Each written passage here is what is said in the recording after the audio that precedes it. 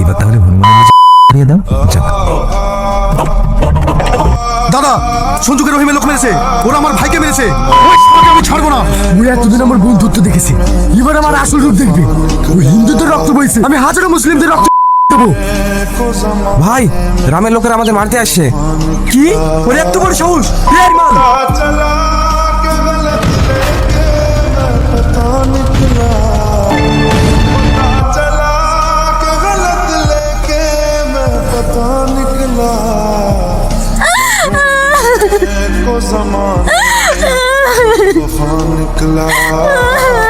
मैं ढूंढने কথা বলো, ওঠো না।